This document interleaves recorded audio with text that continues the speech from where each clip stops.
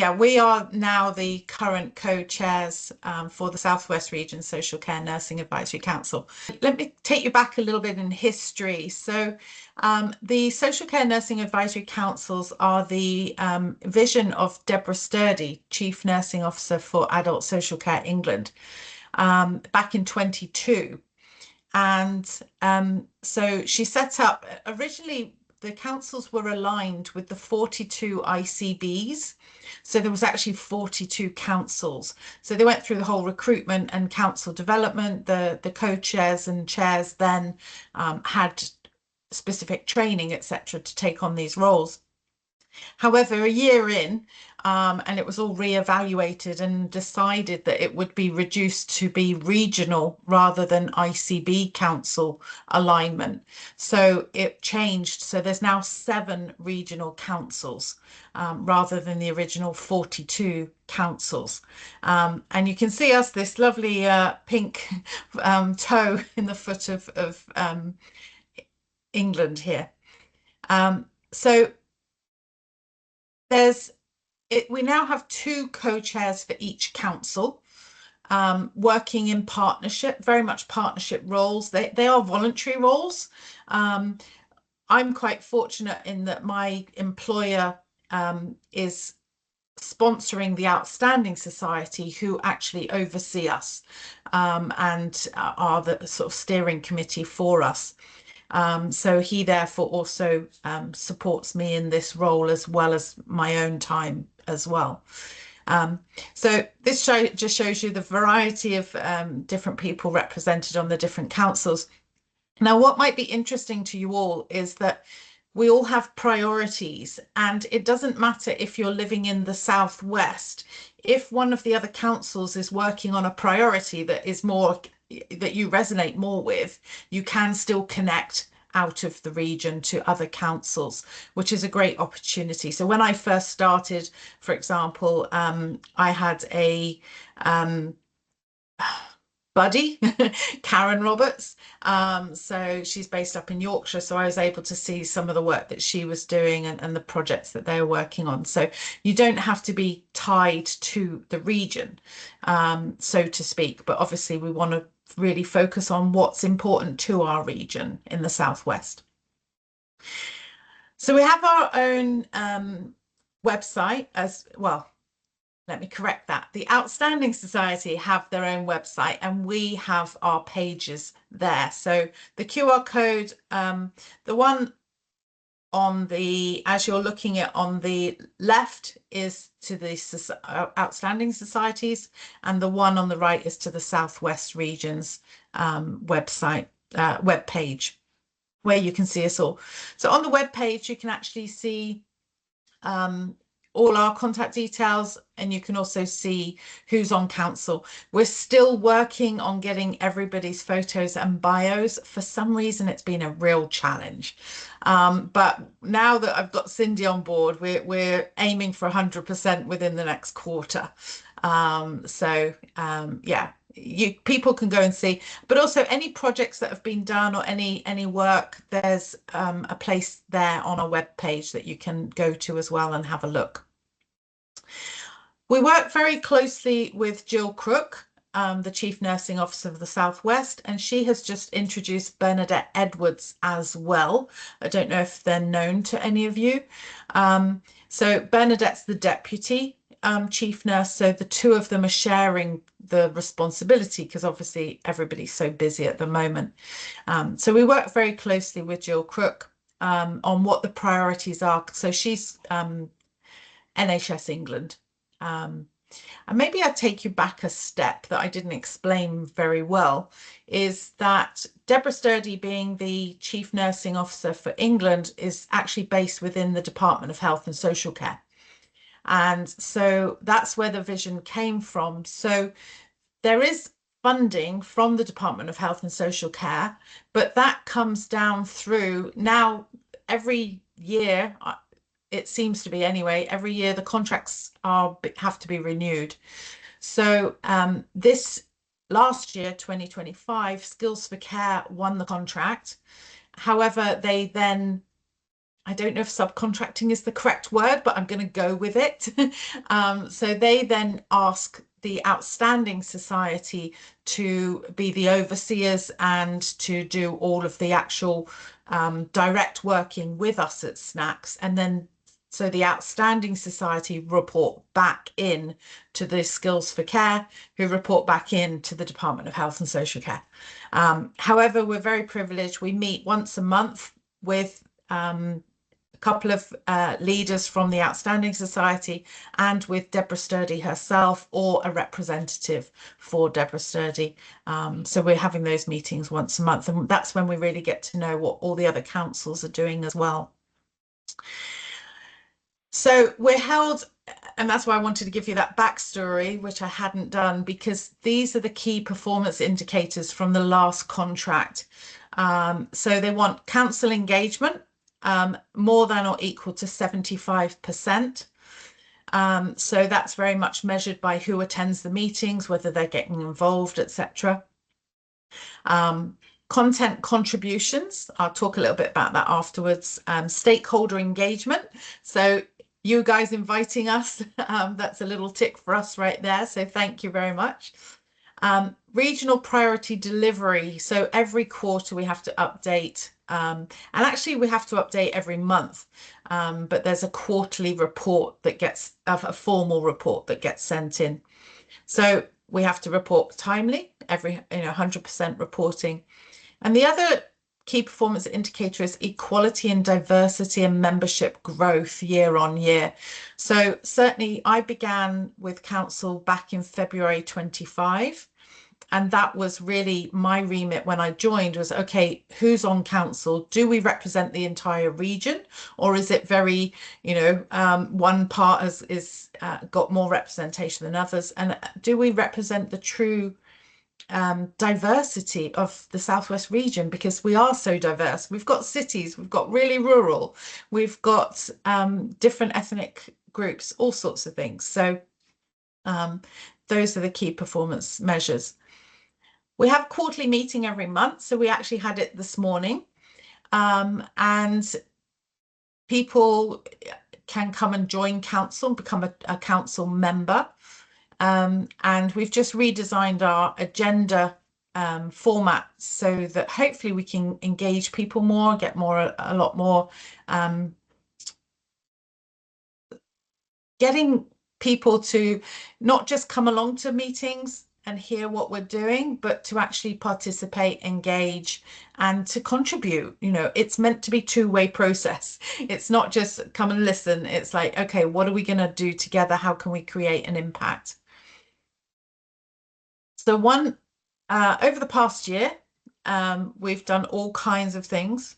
We've presented at care and support webinars and ones like today.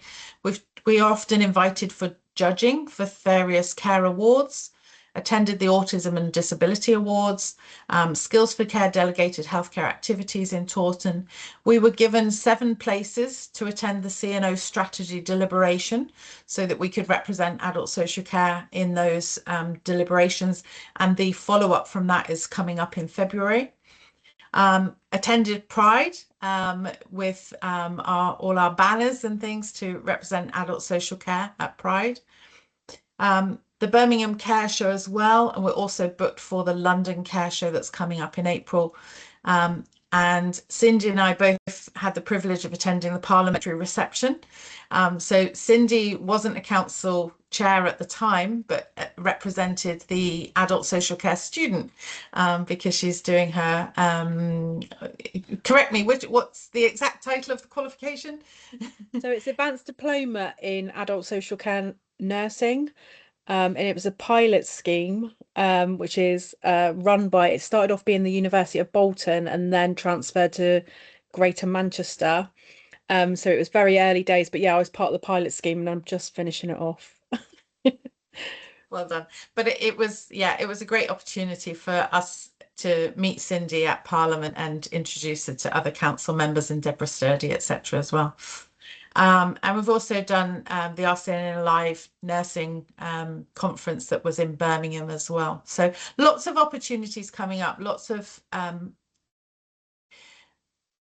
being able to be at the different tables, different voices representing adult social care, and especially representing the Southwest.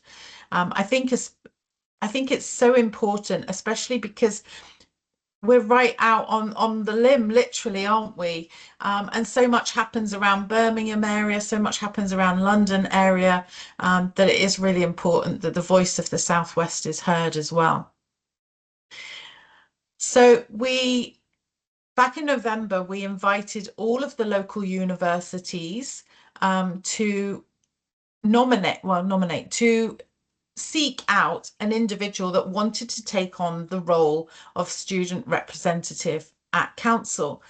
And the idea is that it's a role that we support the student so that they've got opportunities and networking and a different aspect to social care.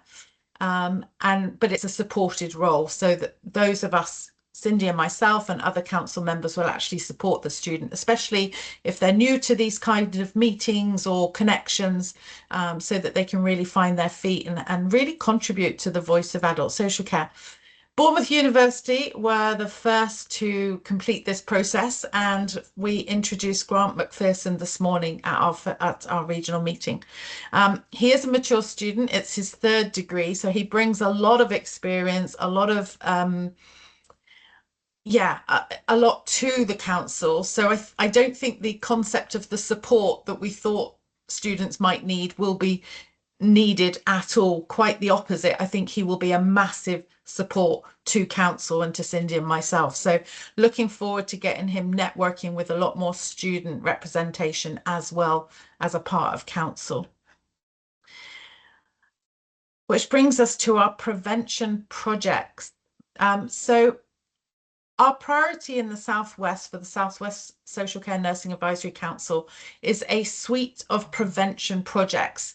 So the idea was we would start with one, figure it all out, figure out the blueprint, what's the best way as a public health project, and then make that scalable and transferable. So once it's figured out, once the blueprint is figured out, we can go on to the next topic and use it for another topic because we've already figured out the blueprint, but also that it's scalable. So it's not just the Southwest. We can go England-wide, nationwide, why not even worldwide? Who knows? So the first proposal that we made was dementia prevention. And it's quite surprising how many people don't realize that actually some forms of dementia are preventable, or you can slow them down. And so we presented last regional meeting, and council agreed to the dementia project. So the idea is to create this suite of prevention topics that can easily be replicated. That project blueprint, so that we know, how to network, how to communicate, how to get the message out. So very much that public health piece, and then providing training for prevention champions and developing the resources for them. And it's really important that what we deliver as council is measurable. So we wanted to make sure from the very outset that all social care settings are included, that we engage schools, colleges and universities. It's no good coming in the later life. You have to capture, especially for something like dementia, school age is so important.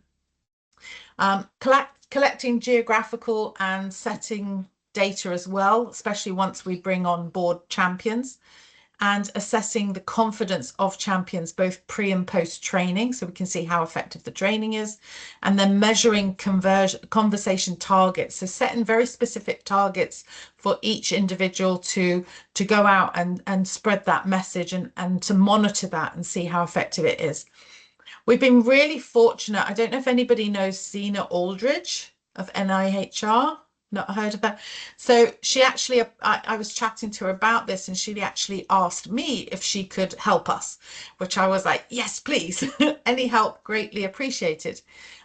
She was a dementia consultant previously, and works in research and is working for NIHR. So she is supporting us from the very outset, because we want to make sure that these projects are evidence-based and we can get them published and we can get them shouted about, and people can actually say, yeah, this is reliable, we can trust this because they've gone through due process. So does anybody here have any specialist interests in dementia? Somebody, Anne, was it Anne mentioned? I think Public with health, you all the care mentioned. homes, we have such a large cohort of people with some level of dementia. Mm.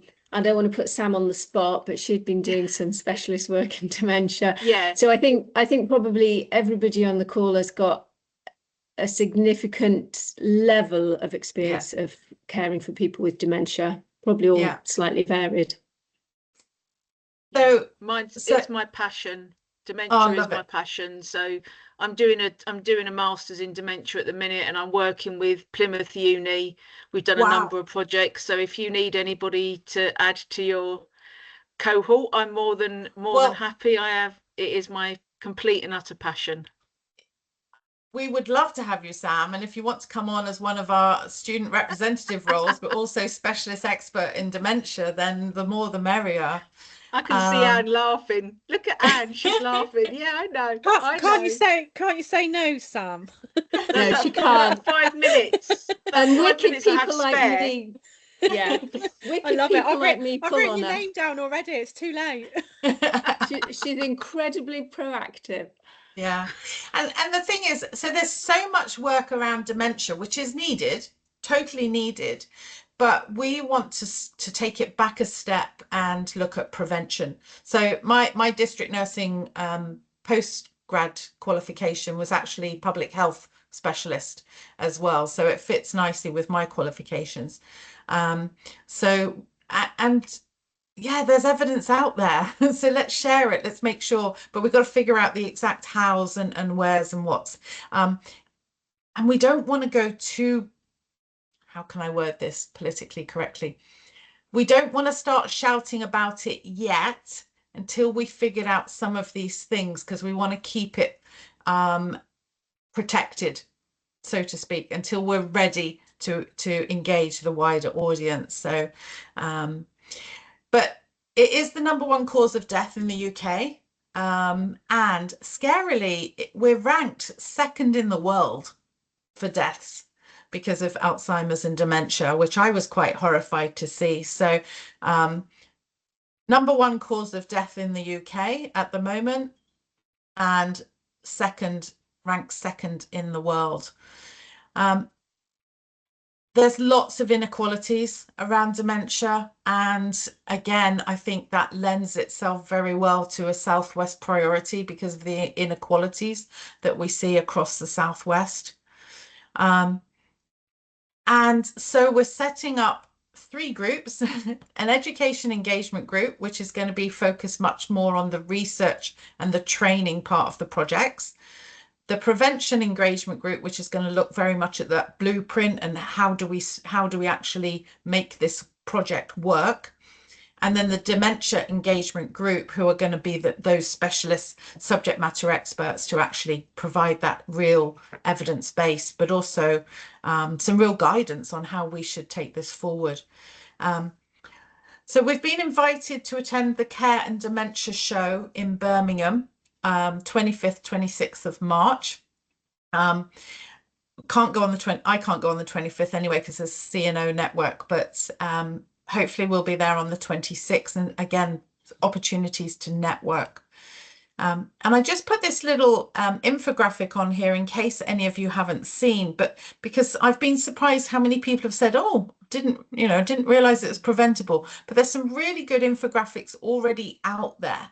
We're not here to recreate the wheel, but we want the voice to be heard. We want to make sure that everybody knows what they can do and how they can make a difference. So that's our dementia prevention project. And I'm going to let Cindy tell you a little bit about our other project. Yeah, so as I said, I've been a mental health nurse for 26 years this year. So I'm the last of the Project 2000 trainees that came out. So I've been mental health nursing, and it's led me to a variety of different things, including kind of substance misuse, working with families around CAMS for a few years, and then I started up a community interest company called R10, which is a not-for-profit, and I've really kind of focused in on suicide prevention, emotional well-being, mental health, those kind of things in the community, and I love this project. So I can't take any credit for this project being in existence in SCNACs, because that was the work of Cheryl and everyone before I joined SCNACs, actually.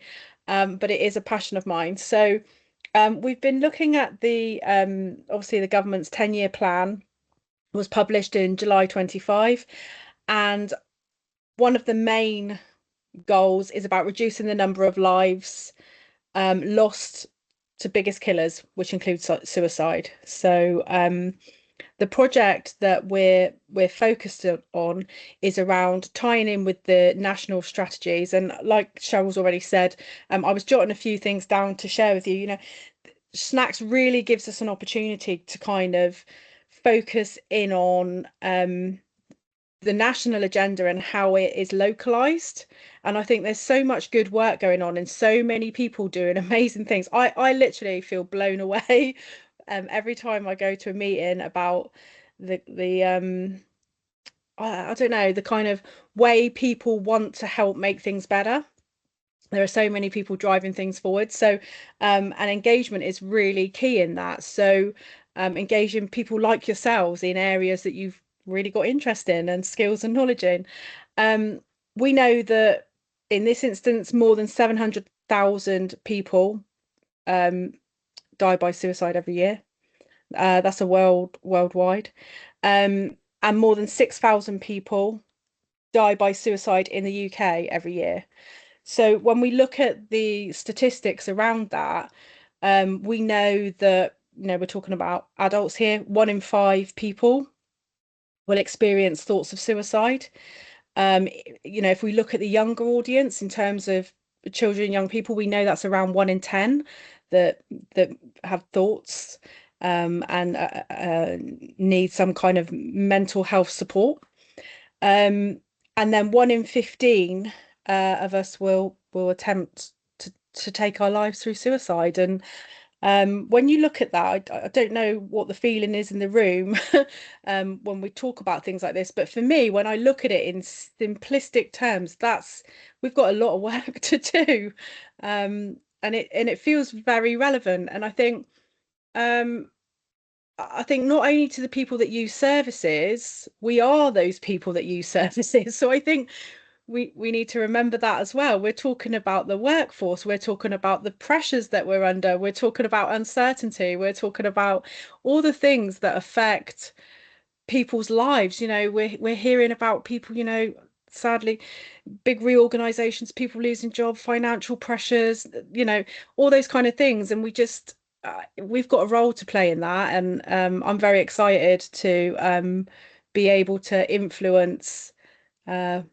you know, what we do using SCNACs. So I'd welcome everyone and anyone to join us in that. Yeah, do you want to go so through this is so there's actually a website. There's lots of places we can get statistics, but I came across this really clever website that is purely focused on suicide, and obviously they're drawing data from other places, but they provide this map. This is just a screen grab. So, but if you want the live one, you can actually highlight, for example, Cornwall, and it's going to tell you that it's something like 16%. We're like Cornwall's one of the highest in the whole country for suicide. But the whole of well, not quite the whole of the Southwest, but a lot of the Southwest is in the red when we're talking about suicide. Females especially high in this area, but so is, we know, men as well. It's a real problem. So it's the biggest killer of men under 50, and And people may or may not know about the men's health strategy, which is aimed at boys and men, which has just been released in, it's the first men's health strategy to be released on the 18th of November, and it really focuses in on the preventative agenda, actually, and using sport and how we engage men, but just recognizing that suicide prevention is essential. Yeah. So to coincide with the project with the dementia, where we've already have the education work stream and the public health work stream, we'll have the suicide prevention subject matter experts as well. So we've already had several volunteers from council that are very interested. I've been working closely with Oxley's NHS, and it's healthcare in justice. So it's actually prison services, but there's actually one prison in our Southwest region that is a designated social care prison. And the stats are even more scary when you look at offenders and suicide rates. But even once they're released from prison, it rockets. The risk of suicide after release, and especially in women, it's something like 36 times more than the average individual. There's some scary stats out there. So we've already got several different people, care home representation, very interested in working with us on this. The prison services interested. So this morning it was agreed by council that we will take this project forward, which is why we're able to share it with you today. In answer to your question, Anne, I saw you ask about whether we can share. I think at this stage, because we're not giving you great detail, yes, I think it's concept, and that's fine. I think it's once we get into the proper research and actually how we're going to take this forward, because we don't want someone else to come in and just take it from under our feet and run with, we want to see it through to the end. We want to make sure that we can make a difference and we can make an impact. There will come a time when we will need the bigger players, so to speak, or to try and seek funding. And then obviously we'll have to reach out to others, but we want to kind of figure out the foundations first. We want to figure out actually as a council, myself and Sarah, who are the previous co-chair who came up with these projects to begin with, had in our heads what it should look like, but now it's for council to figure out actually what does that look like for us in the Southwest. And I think it's sustainability, isn't it, Cheryl? So I think, it's about recognizing that there are lots of good things that happen, but it's about making sure it's sustained for the future. And I think that's the key bit of this. Yeah, definitely. Because you hear of projects all the time and good pieces of work that happen all the time, but does that continue? Does it, and that's kind of why we like the champion idea, because you can train enough champions in every different setting. It can be bespoke, and you can retrain, etc. if people move on to other roles. But yeah, still a lot of work to be done, but we want to get some real traction on these projects and we want to move them along as quickly as we can. So